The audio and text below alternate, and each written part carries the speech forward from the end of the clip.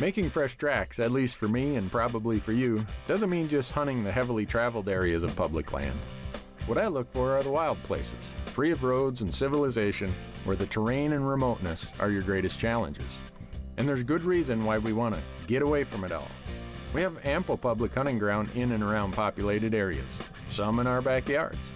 But studies show easy access means less opportunity, shorter seasons, and fewer mature animals. The data is clear. The further you hike from the intrusions of man, the better your odds of finding Big Hank. As part of my passion and just commitment to places like this, I'm a member of the Backcountry Hunters and Anglers. That is a group, it was founded in 2004. It's dedicated to promoting and conserving the backcountry, where we hunt, where we fish, the places that are absolutely critical to this wonderful outdoor heritage we have in America. Study after study shows that animals like elk, like mule deer, like bighorn sheep, they prosper in this kind of terrain. This is what they need to get old. This is what we need for diversity of age class. This is the kind of country that gives us longer season, doesn't make us choose our weapons. All the things that hunters want to have. The eastern front of the Rocky Mountains up in northwest Montana is about as rugged and remote roadless ground as you're going to find in the lower 48. And it's just the kind of place to make some fresh tracks and start my search for an old mule deer buck. First day of Montana mule deer. This is some wild, nasty country. You're gonna see some really cool stuff here. Hopefully the deer have moved in here. I thought there'd be a lot more snow than there is, but there's not. So I'm gonna hike up here about 5 miles, see what I find, and then I'll come out 5 miles, hopefully with a deer on my back.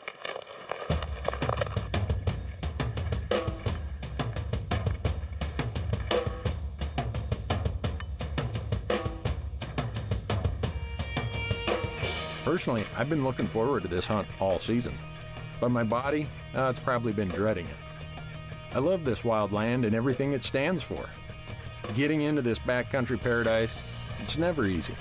And just because it's remote doesn't mean an old buck hides behind every tree. Kind of the crazy part of this hunt is we are hunting an area that has ridiculously low deer densities. But what it does have is just an absolute extraordinary age class.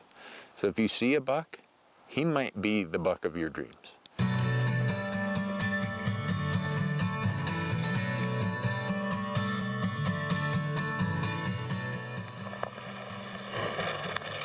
Single doe. Good news is, on November 16th, bucks are looking for does like that. Hopefully we'll see a much more does.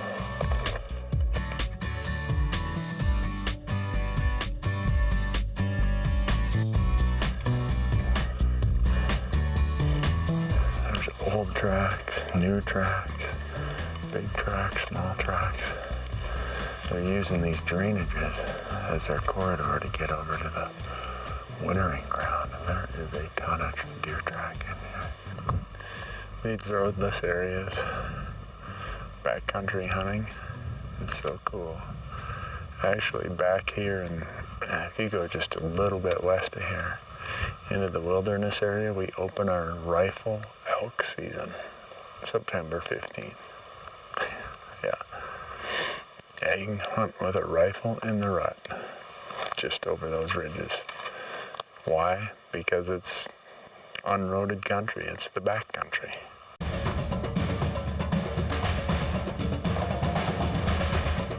The first day of this hunt was long and grueling, and even with all the tracks and sign, we saw very few live deer and none with antlers, until just before final shooting light.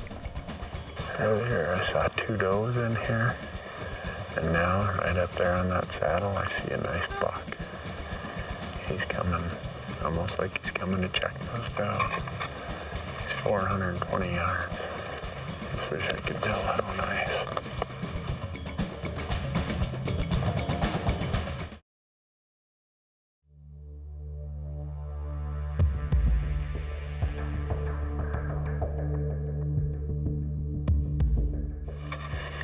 He's a 4-point.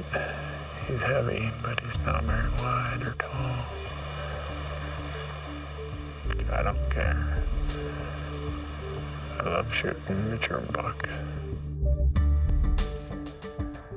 Day one of my backcountry mule deer hunt in the wild and rugged peaks of Montana's Rocky Mountain front is coming to a close, and my hike back to camp has been delayed by the first set of antlers I've seen. Oh, there goes a bunch of deer running this way now. Holy cow, he's got a whole bunch of them on the run. I wonder if he's gonna follow those does that ran this way. He's got his nose right down to the ground. He's oblivious to everything. I don't think I'm gonna get a shot, to be honest with you. But if he comes out to there, he's got some problems. Because it's only 250 yards across there. But no matter how badly I want him to pause for my shot, his mind was preoccupied, and the lure of the ladies was just too much, and they disappeared along with my chance for this day. Well, that's a good sign anyhow. I'm happy to see that there are bucks in here chasing these does. Here's the funny part about this argument that we need more roads. If the studies show that an elk will always want to be 1 to 2 miles away from a road, well, if you move the road here, guess what? The elk moves. If you put in another road over here, the elk moves, and they keep moving. Until finally, there's no habitat for them to keep moving to, because there's roads everywhere, and then your age class goes down, your hunting seasons get shorter, your opportunities get way less, you gotta pick your weapon, you gotta go to limited draw, all the things we don't wanna have. That's why I'm so grateful that we have so many places of wild, just vast country for elk and mule deer and bighorns and black bears and you name it. That's why I hunt in places like the Rocky Mountain front. That's why no matter where I go,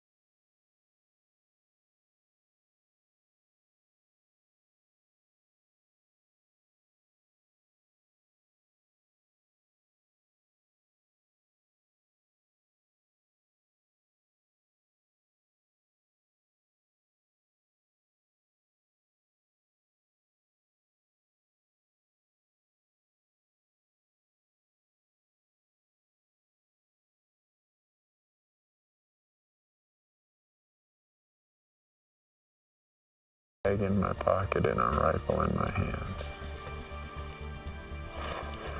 I don't know what the poor people are doing today, but no matter how much money you have, what I'm doing today makes me richer than anybody.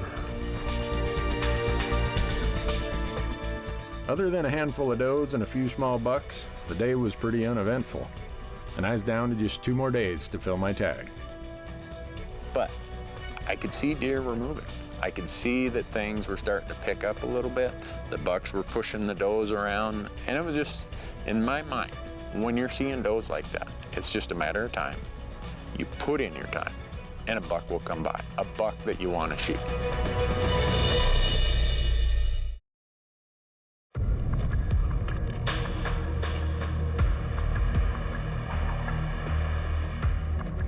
I'm on the hunt for an old mule deer buck in the remote backcountry of the Rocky Mountain front.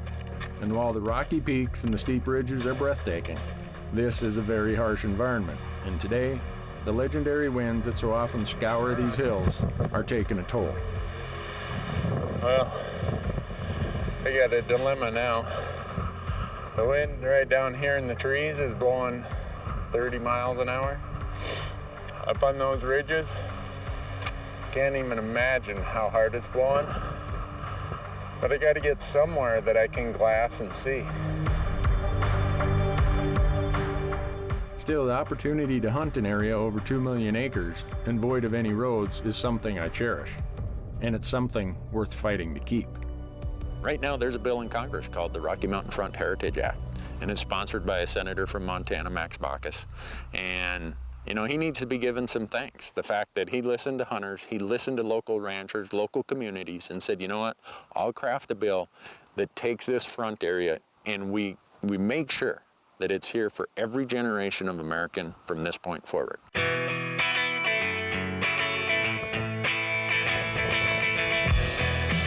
As much as we'd like to keep politics out of our wild places, they've pretty much become inseparable. So rather than avoid it, my policy is to dive into the political arena head first and do my part. Whether it's public forums, lobbying our officials in DC or the state legislature, whatever it takes to keep places like the Rocky Mountain Front conserved, then count me in. Hunters can no longer be politically passive when so many competing interests want to influence the places that we hold near and dear. I got to be part of this hunting, not just the fabric out in the field, but the hunting fabric and culture of why Montana continues to be this special place. We have these just passionate advocates for wild places and wildlife. And candidate forums like this are where we get to talk about these issues.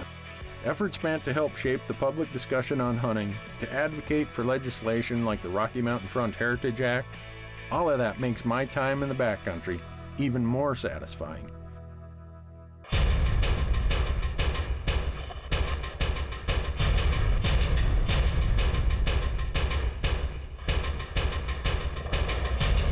People watching this are probably asking, well, if it's this much work, this hard, this frustrating, such low deer densities, why does that guy keep doing that? And I ask myself that a lot of times. Why do I keep doing this? I keep doing it because I'm a hunter. I keep doing it because I love big, wild, open, crazy country like this.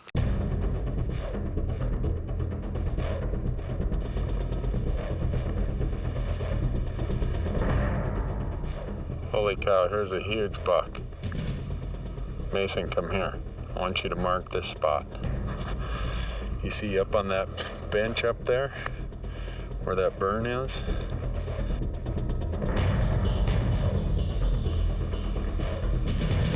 Man, that was a good buck. No way you can get the camera on it from that far. Yeah, dang it. It's gone now. That is a big buck. That would be one of the biggest bucks I've ever seen in Montana right there. It's gonna be dark in an hour and a half. It would take the better part of 2 hours just to get off this ridge and scale up that ridge. There's absolute rock face and a bunch of that stuff that just can't do it. Heavy and tall, just black, just dark, dark, just like you want them. Well, in the course of a few minutes, this hunt just changed of what the next day holds anyhow. There's a really big bald face up here. We got to go to the next ridge out behind that.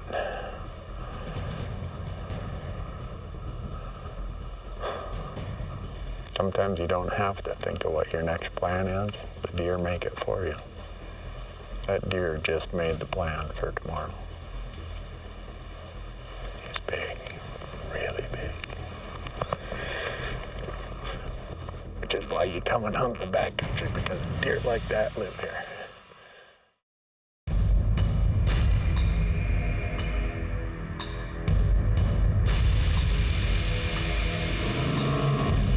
For day 4, the plan was set.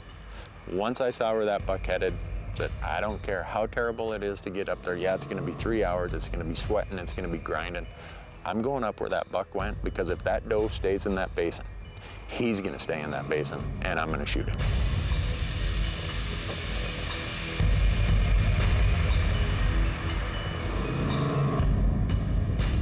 Last night, I saw a big buck go into that drainage that's over these cliffs, and I'm going after him today. I'm gonna scale up this face and then go back over that way. The downside is starting at 11 o'clock. The forecast is for not just 60-mile-an-hour winds, but snow.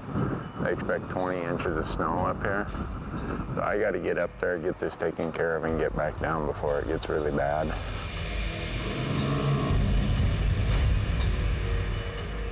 I'm always amazed at the places and terrain where I'll drag myself and the crew to find a few fresh tracks. It's one thing to get myself up this rocky face, but for the cameraman carrying all this gear, things are getting real tough. So tough that this time, I've told the guys, you're gonna leave some of this gear behind. Are you comfortable, Mace? You're giving me this look of hesitation. You got 2 minutes to make up your mind. You're not gonna get tights on them or anything. You know, without having this, we're losing a lot of our steadiness. We'll leave her. Randy, this is why you came here. You came here because you wanted the chance at one of these huge backcountry bucks. And this is gonna be your chance. And off we went, and we went up there, and we went, and we went, and we went.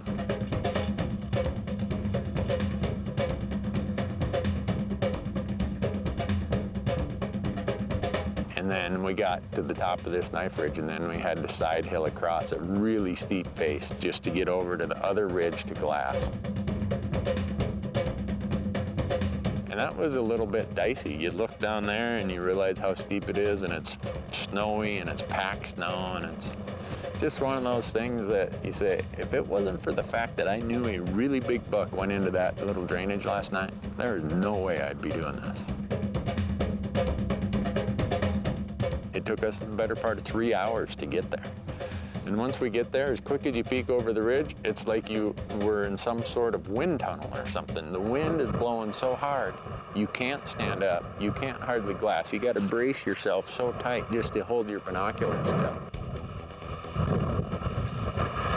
Now I got to get to that tree. Just hopping from tree to tree, glassing and looking.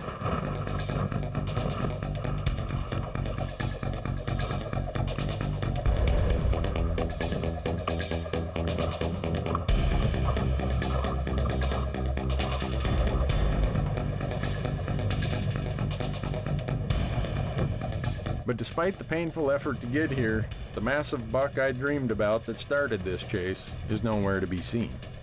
All we find are 2 sets of tracks going through the basin and over the crest on the far side. Wind is so bad.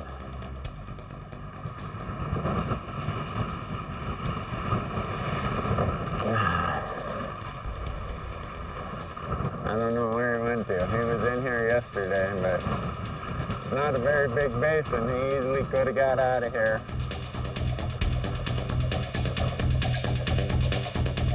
Sat up there for hours looking and glassing, hoping maybe they'd come back in there. Didn't happen. It just, one of those things where, as tough as I want to think I am, and as dedicated as I am to wanting to shoot a buck like that, you can only sit there for so long in those kind of winds.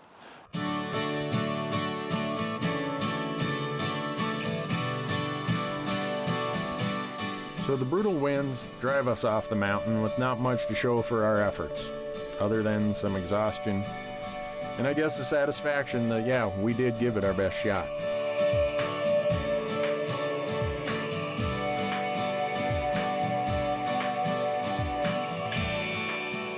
Our final day on the front is pretty much the same, with the high winds and the deer hunkered down waiting for the winds to die. We cut some fresh tracks and gave chase until final shooting light, but in the end, this backcountry adventure comes to a close without a shot fired. But you know what? After the effort we gave and the spectacular setting of this chase, punch tag or not, this will be a hunt to remember. Go home, eat a little Thanksgiving turkey, and then I'm heading to Arizona. Gonna find me an elk, I hope. It was fun, even if I didn't get them. Memories forever.